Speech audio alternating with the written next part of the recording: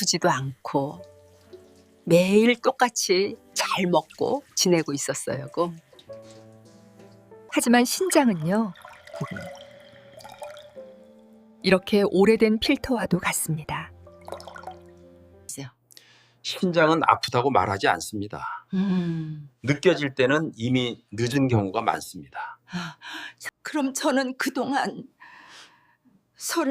제 신장을 조용히 망치고 있었던 건가요? 밤에 화장실을 다녀오고 다시 침대에 누웠을 때 천장을 보며 이런 생각을 해보신 적 있으십니까? 도대체 왜 이러는 걸까? 나이가 들어서 그런 걸까? 저는 진료실에서 이 말을 정말 많이 듣습니다. 그리고 그때마다 고개를 천천히 저으며 이렇게 말씀드립니다. 아닙니다. 나이 때문만은 아닙니다. 신장은 아주 조용한 장기입니다. 아프다고 소리를 지르지도 않고 눈에 띄게 신호를 보내지도 않습니다. 그래서 많은 분들이 신장이 힘들어하고 있다는 사실을 너무 늦게 알게 됩니다. 제가 30년 넘게 진료하면서 가장 안타까웠던 순간은 조금만 더 일찍 알았더라면 이라는 말을 들을 때였습니다.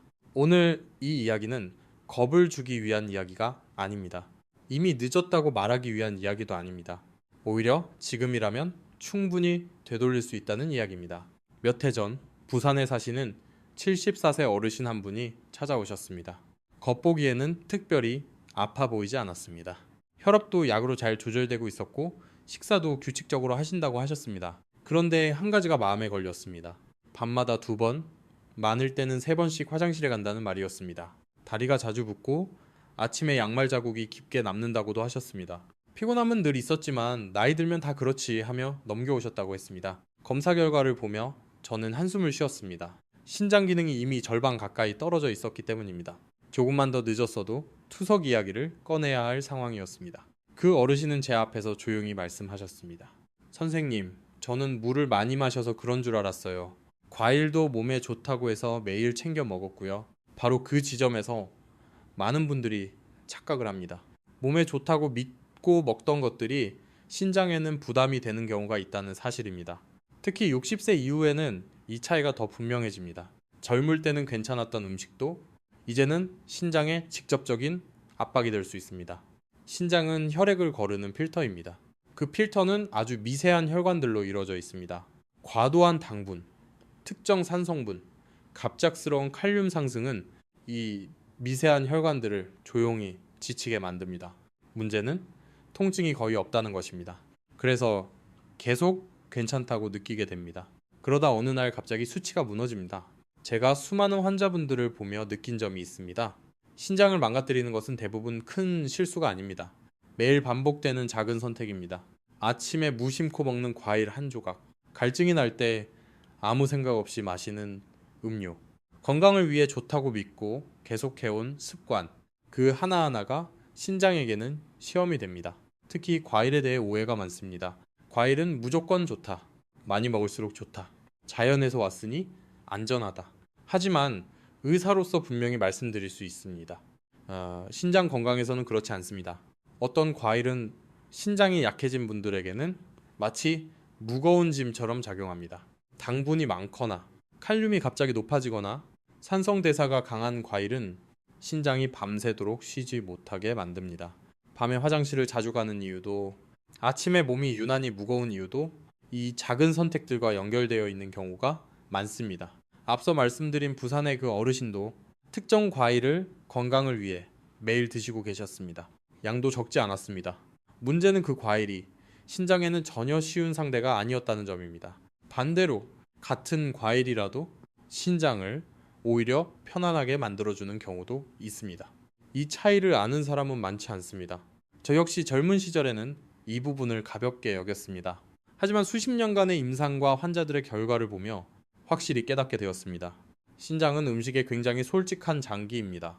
좋은 선택에는 조용히 회복으로 답하고 나쁜 선택에는 역시 조용히 무너집니다. 그래서 저는 환자분들께 항상 이렇게 말씀드립니다. 신장을 살리고 싶다면 먼저 식탁부터 보셔야 합니다. 약보다 먼저 바꿔야 할 것이 있고 보조제보다 먼저 점검해야 할 것이 있습니다. 지금 이 영상을 보고 계신 분들 중에도 밤에 자주 깨시는 분, 아침마다 손발이 붓는 분, 이유 없이 피곤한 분이 계실 겁니다.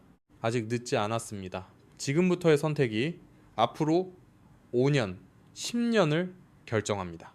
다음으로는 60세 이후 신장을 가장 빠르게 지치게 만드는 과일 3가지, 그리고 같은 과일이라도 신장을 살리는 방식으로 먹는 방법을 차분하게 하나씩 말씀드리겠습니다. 끝까지 천천히 따라와 주십시오. 이건 단순한 정보가 아니라 여러분의 몸이 보내는 신호를 읽는 시간입니다. 신장을 가장 빠르게 지치게 만드는 과일 이야기를 하기 전에 한 가지를 먼저 분명히 짚고 가야겠습니다. 제가 지금부터 말씀드리는 과일들은 나쁜 과일이 아닙니다. 문제는 지금의 몸 상태와 먹는 방식입니다. 젊었을 때는 아무 문제 없던 음식이 60세 이후에는 전혀 다른 결과를 만들 수 있습니다. 이 차이를 모르고 계속 같은 습관을 유지하는 것이 신장을 가장 힘들게 합니다. 첫 번째로 말씀드리고 싶은 과일은 많은 분들이 아침마다 드시는 과일입니다. 달콤하고 부드럽고 먹기 편해서 치아가 약해져도 부담 없이 먹을 수 있는 과일, 바로 바나나입니다. 바나나는 분명 영양가가 높은 과일입니다. 문제는 칼륨 함량입니다. 바나나 한 개에는 생각보다 많은 칼륨이 들어있습니다. 신장이 건강할 때는 이 칼륨을 소변으로 자연스럽게 배출할 수 있습니다. 하지만 신장 기능이 조금이라도 떨어지기 시작하면 칼륨은 몸 안에 남기 시작합니다. 칼륨이 쌓이면 심장이 두근거리거나 다리에 힘이 빠지거나 밤에 자주 깨는 일이 생길 수 있습니다. 특히 밤에 갑자기 심장이 뛰는 느낌, 이유 없이 불안해지는 느낌이 있다면 이 부분을 꼭 돌아보셔야 합니다. 제가 진료실에서 만난 68세 남성 한 분은 아침마다 바나나 2개를 드셨습니다. 변비에 좋다고 해서요. 아침을 거르지 않으려고요. 결과적으로 그분의 혈액 검사에서 칼륨 수치는 항상 경계선에 걸려 있었습니다. 바나나를 끊고 양을 조절한 지 불과 몇 주 만에 수치는 안정되었습니다. 바나나는 신장이 약한 분들에게는 매일 먹는 과일이 아니라 가끔 소량으로 조심스럽게 접근해야 하는 과일입니다. 두 번째 과일은 의외라고 느끼실 분들이 많을 겁니다. 바로 오렌지와 감귤류입니다. 비타민 C가 풍부하고 감기 예방에 좋고 피로 회복에 좋다라고 알려져 있습니다. 하지만 감귤류에는 산성 대사 부담과 함께 칼륨과 당분이 동시에 들어 있습니다. 특히 공복에 오렌지 주스나 귤을 드시는 습관은 신장을 아침부터 긴장시키는 선택이 될 수 있습니다. 신장은 아침 시간에 가장 민감합니다. 밤새 몸의 균형을 맞추느라 이미 일을 많이 했기 때문입니다. 그 상태에서 강한 산성 과일과 당분이 들어오면 신장은 다시 속도를 올릴 수밖에 없습니다. 저는 환자분들께 아침 공복에 오렌지 주스를 마시는 습관은 60세 이후에는 다시 생각해 보시라고 말씀드립니다. 특히 속이 자주 쓰리거나 아침에 피곤함이 오래가는 분들은 이 습관이 원인일 가능성이 큽니다. 세 번째 과일은 한국 어르신들께서 정말 자주 드시는 과일입니다. 바로 감입니다. 감은 제철에 먹으면 정말 좋은 과일입니다. 하지만 먹는 타이밍과 조합이 문제입니다. 감에는 탄닌이라는 성분이 들어있습니다. 이 성분은 장에서는 문제를 일으킬 수 있고 신장에서는 요산과 결합해 부담을 줄 수 있습니다. 특히 감과 함께 삶은 달걀, 고구마, 도토리묵 같은 음식을 같이 드시는 경우 신장은 조용히 혹사당하게 됩니다.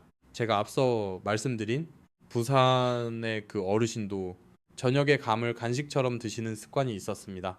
밤에 감을 먹고 자면 신장은 밤새 쉴 수 없습니다. 결과적으로 야간요, 부종, 피로로 이어집니다. 이제 여기까지 들으시면 이런 생각이 드실 겁니다. 그럼 과일을 아예 먹지 말라는 건가요? 아닙니다. 절대 아닙니다.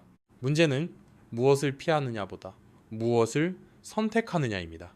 신장을 살리는 과일도 분명히 있습니다. 같은 과일이라도 먹는 방법에 따라 약이 되기도 하고 부담이 되기도 합니다. 제가 수많은 환자분들에게 공통적으로 권하는 과일들이 있습니다. 신장을 편안하게 하고 혈관을 자극하지 않으며 야간요와 부종을 줄이는 과일들입니다. 그리고 이 과일들은 특별한 약이 아닙니다. 비싼 것도 아닙니다. 이미 여러분의 식탁 가까이에 있는 것들입니다. 다음에서는 60세 이후 신장을 다시 살려주는 과일 3가지, 그리고 언제, 어떻게, 얼마나 먹어야 하는지를 하나하나 말씀드리겠습니다.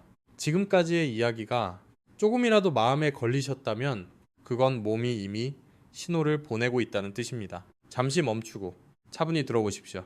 신장은 조용하지만 정직합니다.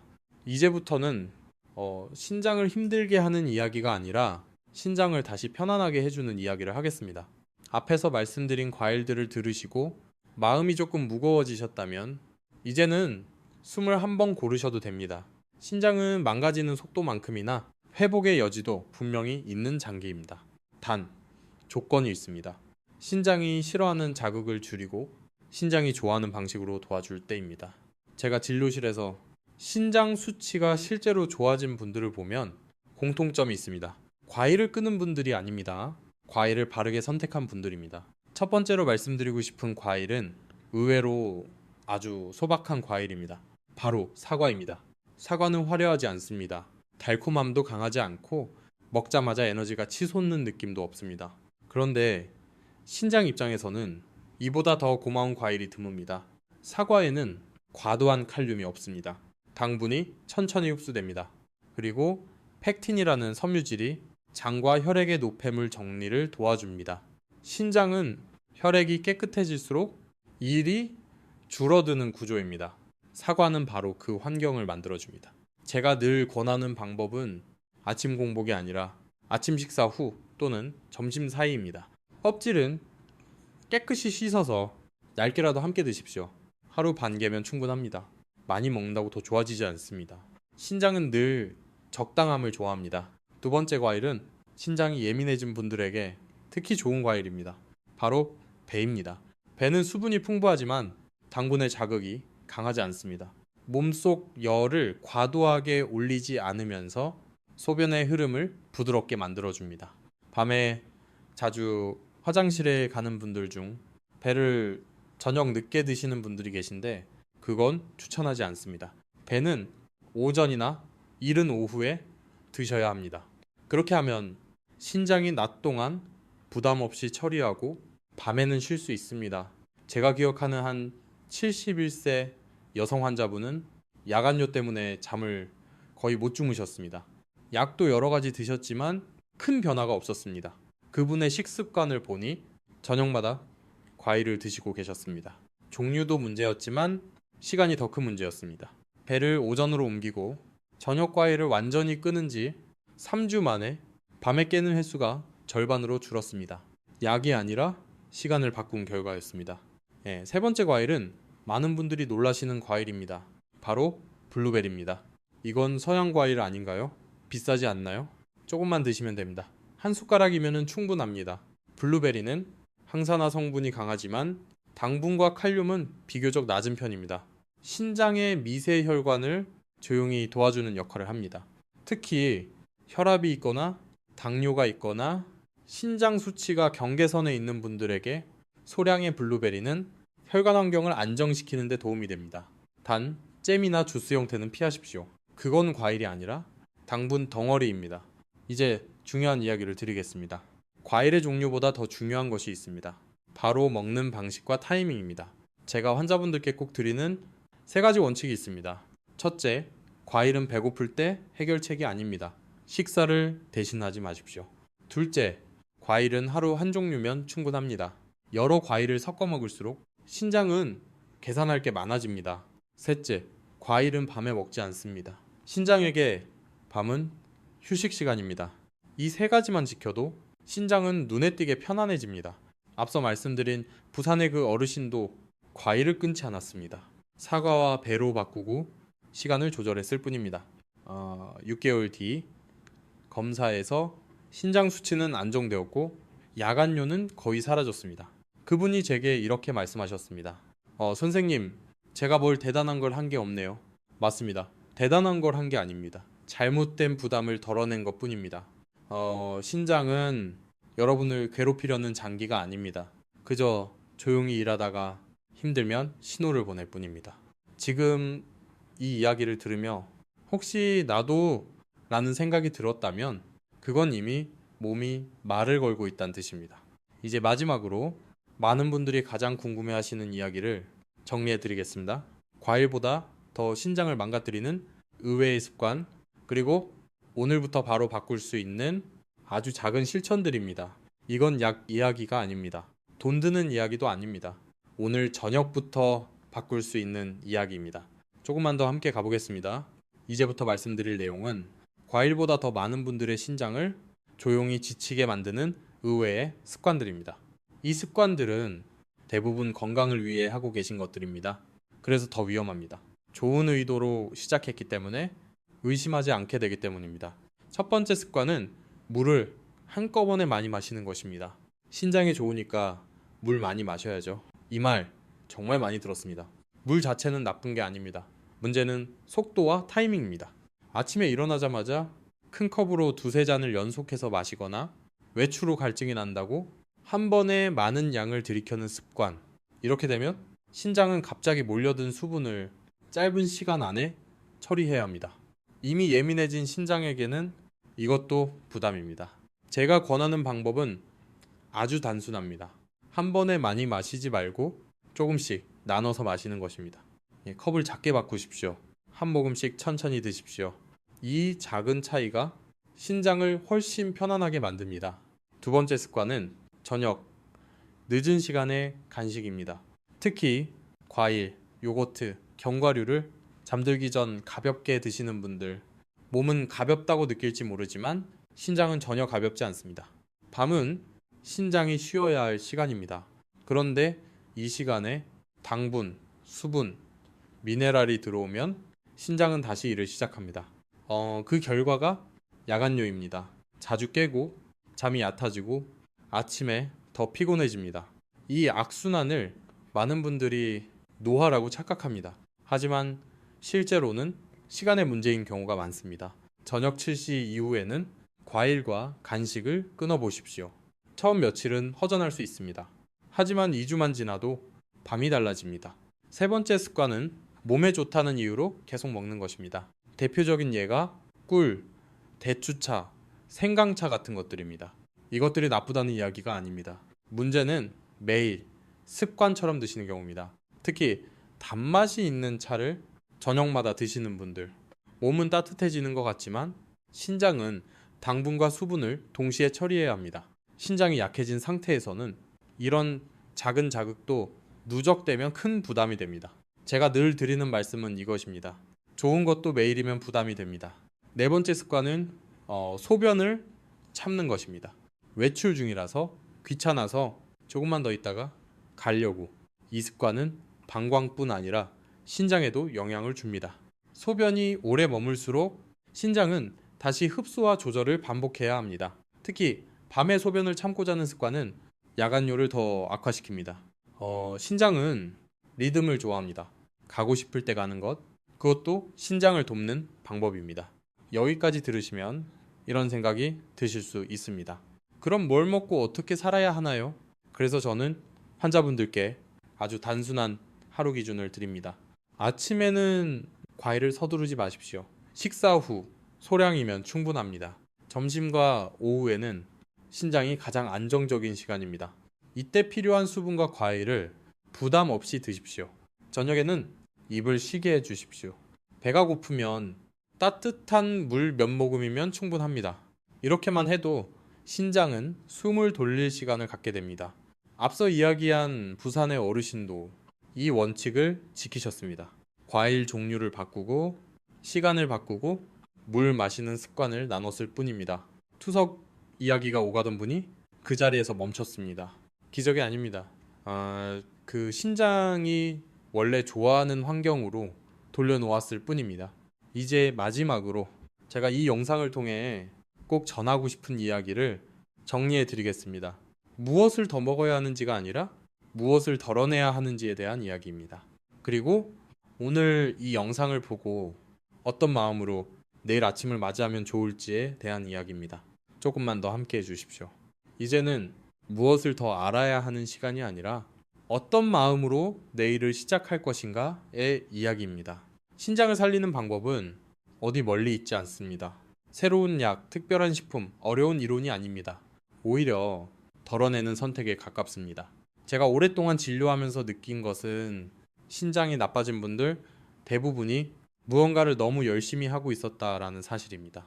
몸에 좋다니까 먹고 남들이 좋다니까 따라하고 혹시 놓칠까봐 더 챙기고 그 과정에서 신장은 쉬지 못했습니다. 신장은 묵묵히 일만 하는 장기입니다. 칭찬도 없고 불평도 거의 없습니다. 그러다 한계가 오면 숫자로 말할 뿐입니다. 그 숫자가 검사 결과가 되고 그때서야 우리는 놀랍니다. 하지만 지금 이 영상을 보고 계시다는 것 자체가 이미 늦지 않았다는 증거입니다. 몸이 아직 말을 걸 수 있을 때 귀를 기울이고 계시기 때문입니다. 오늘부터 아주 거창한 결심은 하지 않으셔도 됩니다. 다만 내일 아침에 이 한 가지만 기억해 주십시오. 내 신장이 오늘은 조금이라도 편안할까? 아침에 일어나서 물 한 컵을 천천히 마시고 급하게 과일을 찾지 않고 몸의 반응을 한번 느껴보십시오.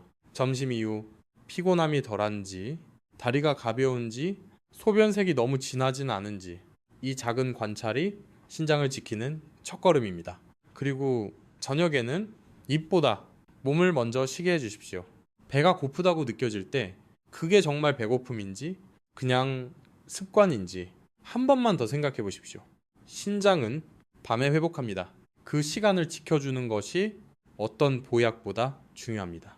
제가 진료실에서 가장 기뻤던 순간은 수치가 좋아졌을 때가 아닙니다. 이 환자분이 이렇게 말씀하실 때입니다. 선생님, 요즘은 제 몸이 뭘 원하는지 조금 알 것 같아요. 그 말이 나올 때 신장은 이미 회복의 길에 들어선 상태입니다. 건강은 싸움이 아닙니다. 참아내는 것도 아닙니다. 억지로 끌고 가는 것도 아닙니다. 대화입니다. 몸과의 대화입니다. 신장은 그 대화에서 가장 조용한 목소리로 말하는 장기입니다. 그래서 이야기를 들어주는 사람이 적을 뿐입니다. 오늘 이 시간을 통해 여러분은 그 목소리를 들을 준비를 이미 시작하셨습니다. 앞으로 무언가를 드실 때마다 한 번만 더 생각해 보십시오. 이 선택이 내 신장을 쉬게 해줄까? 아니면 또 일을 시킬까? 그 질문 하나가 앞으로의 10년을 완전히 다르게 만듭니다. 이 영상이 여러분의 삶을 바꾸라고 요구하지 않기를 바랍니다. 다만 조금 더 편안한 방향으로 한 발 옮길 수 있게 도와드렸기를 바랍니다. 오늘 이야기가 여러분의 하루에 작은 기준 하나로 남았으면 좋겠습니다. 몸은 절대 여러분을 배신하지 않습니다. 조금만 귀 기울이면 늘 답을 줍니다. 이 시간까지 차분히 함께 해주셔서 진심으로 고맙습니다. 앞으로도 몸의 신호를 놓치지 마시고 너무 늦기 전에 스스로를 돌보시길 바랍니다. 그것이 가장 현실적인 건강 관리입니다. 오늘 이야기가 도움이 되셨다면 같은 고민을 하고 계신 분들과 조용히 나눠주셔도 좋겠습니다. 누군가의 내일이 조금 덜 힘들어질 수 있습니다. 여러분의 신장이 오늘 밤은 조금 더 편안하기를 바랍니다.